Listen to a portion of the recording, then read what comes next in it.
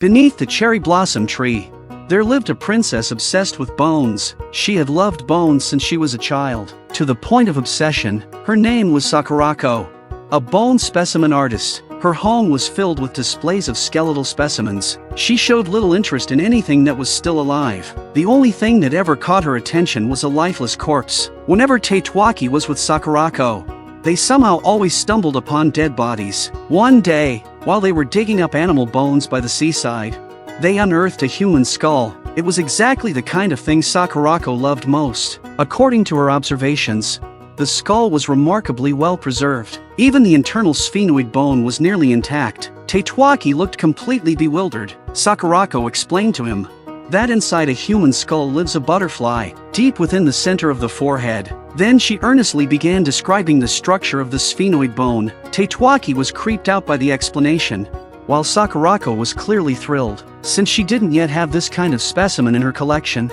that's when Tatewaki realized she intended to take the skull home. Sakurako called it the biggest find of the day. Tatewaki reminded her it could be the remains of someone who drowned at sea. Sakurako thought that was highly unlikely. She pointed to a hole in the skull, saying it was caused by a blunt object, clearly a murder. Judging from the smooth angle of the parietal bone, it was likely female, around 25 to 30 years old. As Sakurako immersed herself in analyzing the skull, Tatewaki had already called the police. Sakurako snapped out of it, furious, because she didn't want to hand the skull over. Moments later, the police arrived at the scene. Sakurako refused to give up the skull, insisting it belonged to her, but the police saw it as part of a criminal case. Sakurako confidently declared the skull belonged to someone who lived around 100 years ago. She reached the conclusion based on a single cavity in one of the teeth. The person had clearly suffered intense pain from it, yet had received no proper treatment. In modern times,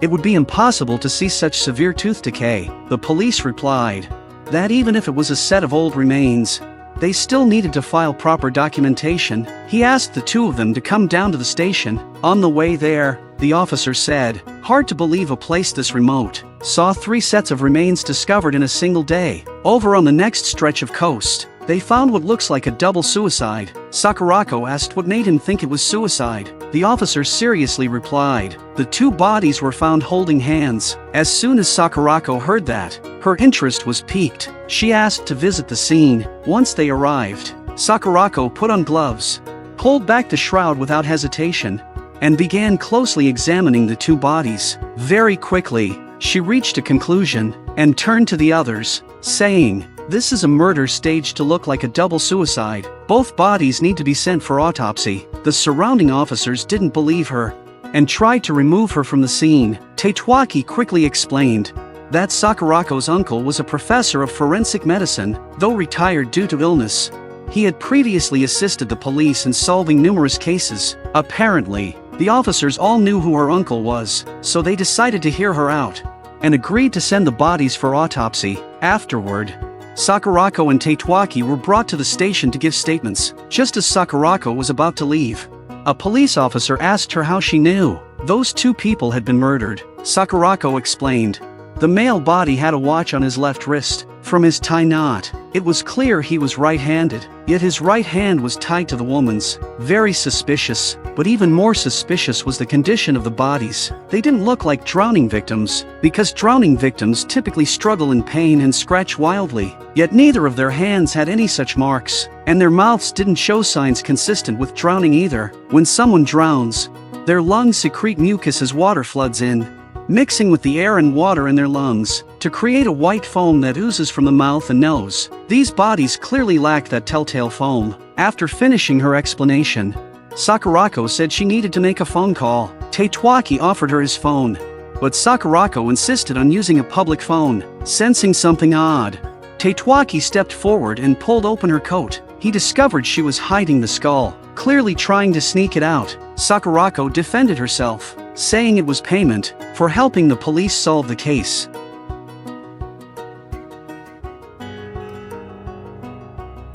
Tatewaki spotted a barefoot little girl, thinking she might be lost.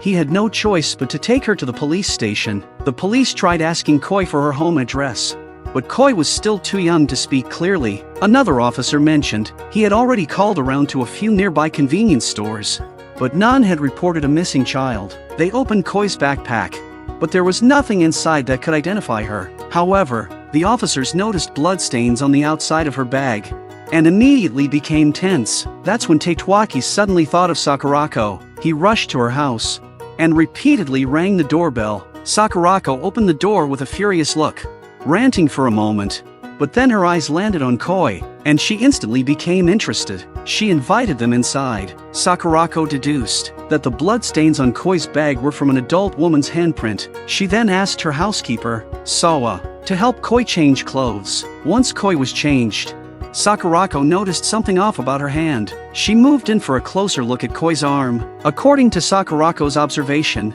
it was an avulsion fracture, and the bone hadn't healed properly. Koi's elbow bent inward. This condition is called cubitus varus. While it doesn't affect daily life, to the naked eye, Koi's body appeared noticeably out of proportion. An avulsion fracture isn't extremely painful, but it's not painless either, Sakurako suggested. The police checked the hospital records. They might list Koi's home address. A while later, the police called back and said the address listed in the medical records was fake. Just as the two were left with no leads, a girl jogging by approached them. She was Tatwaki's classmate Yuriko. At that moment, Koi ran up to her and called out Yuriko's name. Turns out they knew each other. Yuriko had volunteered at a kindergarten in the past, which is where she met Koi, with Yuriko leading the way.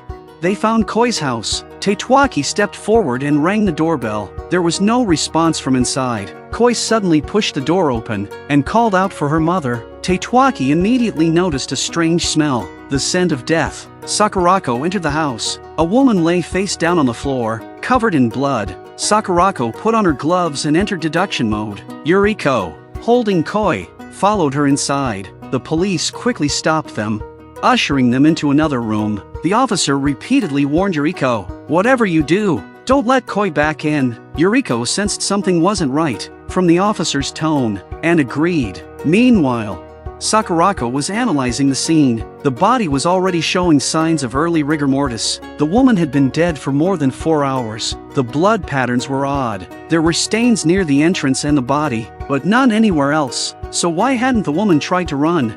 That's when Sakurako spotted a baby bottle on the floor. It didn't belong to Koi. That meant the woman had another child, and that child was likely still inside the house. Sakurako scanned the surroundings. The floor was covered in canned goods, but none had been opened. Suddenly, Sakurako realized something. She quickly rolled the woman's body aside. Sure enough, there was a hidden hatch beneath it. Turns out the nearby canned food had been stored in this hatch. Sakurako deduced that just before dying, the woman had taken the cans out, placed the baby inside, and then laid her body over the hatch to hide it. At the same time, the police were outside contacting the station. Just then, a man approached. The police tried to stop him, but the man stabbed him without hesitation. He then made his way into the house. By that point, the baby had stopped breathing. Sakurako was performing CPR on the infant. The man burst into the room, holding a knife, but Sakurako couldn't afford to be distracted. If she stopped CPR, the baby might not survive. The man came at them with the knife, raising it to strike. At the last second, the police rushed in, grabbing the man. The two began wrestling. The injured police was flung against the wall. In that critical moment, Tatewaki charged in and quickly subdued the attacker. It turned out Tatewaki was a judo expert, but Sakurako was deeply worried, urging him never to do anything so dangerous again. Just then, the baby slowly opened its eyes. A little while later, more officers and medics arrived. The man was taken away in police custody. Finally, Sakurako told Tatewaki the full truth. That man was likely a drug addict. Late at night, he had broken into Koi's house. At the time, the woman had been feeding the baby. Hearing a noise, she opened the door, and the delusional man attacked her with a blade. The noise woke Koi. The woman hurriedly told her to grab her bag and run. When she heard the door being kicked in, she shoved Koi out with all her strength, but she herself didn't have time to escape. Suddenly, Sakurako felt someone silently watching her from behind. That day, Sakurako and Tatewaki were taking a walk in the forest. They stumbled upon a human skeleton. When Sakurako saw the bones, she appeared visibly excited. She grabbed Tatewaki and began marveling at the wonders of nature, because when a body is left in the wild, it becomes food for all kinds of insects and small animals. The gathering of these creatures turns the corpse into a paradise for countless tiny lives. The two people nearby were frightened by Sakurako's words and quickly left, but Tatewaki calmly wanted to call the police. Soon, the police arrived at the scene. Sakurako immediately went into deduction mode. Judging by the clothes on the body, the person likely died in spring or autumn. Part of the body had mummified. The condition suggested the body had gone through adipocere formation during winter and dried up as temperatures rose afterward, so it was likely a missing person case from last autumn. From the condition of the teeth, Sakurako inferred the deceased was elderly. There were fracture marks on the neck. It was probably a cervical fracture that severed the nerves, which caused respiratory failure and death. At that moment, the two officers were discussing how to get Sakurako away from the scene, so they pulled her along and escorted her out. Sakurako, immersed in her deductions, didn't even notice. After taking her away, the police gave Sakurako a stern warning. Sakurako was visibly upset. She stayed inside her room and refused to come out. Sawa asked Tatewaki to bring her some watermelon. When Tatewaki entered her room, he saw a photo on the table. It was a picture of Sakurako with a boy. Sakurako told Tatewaki that the child was her late younger brother, Sotaro. A few days passed. Yuriko came to thank Tatewaki. She had heard from the police that it was Tatewaki who discovered her grandmother's remains. It turned out Yuriko's grandmother had been missing for a long time. She had disappeared without a trace since last autumn, and there hadn't been a single clue. The next day, Yuriko invited Sakurako and Tatewaki to her home as guests. Yuriko's house had portraits hanging all over the walls. Sakurako couldn't help but praise the paintings. Yuriko told her they were works by her grandfather, but her grandfather now had severe dementia. He couldn't take care of himself anymore. It had been Yuriko's grandmother who took care of him in the countryside. Only now did Yuriko begin to understand how hard it had been for her grandmother. She was deeply saddened that she hadn't been able to help.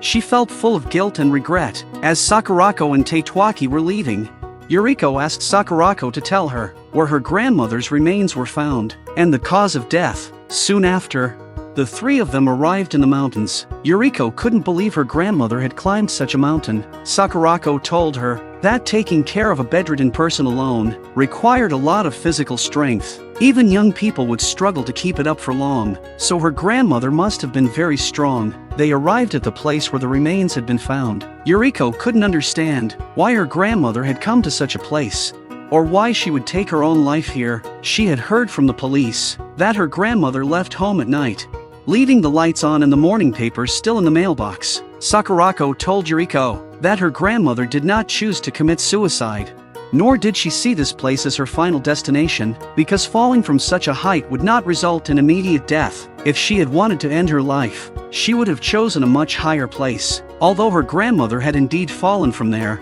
it wasn't intentional. Perhaps she had simply hit a vital area by accident during the fall, which led to her death. It was nothing more than a tragic accident. Sakurako then asked Yuriko to climb up the slope. Yuriko ran up the hill with all her strength. She wanted to know what her grandmother had seen in her final moments. The three of them soon arrived at the top of the slope. To their surprise, the scene matched one of the grandfather's paintings, but the painting didn't depict a sunset. Sakurako took out a compass and had Tatewaki confirm the direction. They discovered it was facing east. It was a place where only the sunrise could be seen, so her grandmother had gone out at night to see the morning sun her husband had once painted. Sakurako told them that sunlight in the morning stimulates the human brain to secrete a substance, often referred to as the happiness hormone. This hormone helps bring peace and joy to the mind. Perhaps her grandmother came here to lift her spirits. She came here because she wanted to keep on living. There was no way she had come here to die. Bathed in the morning sun,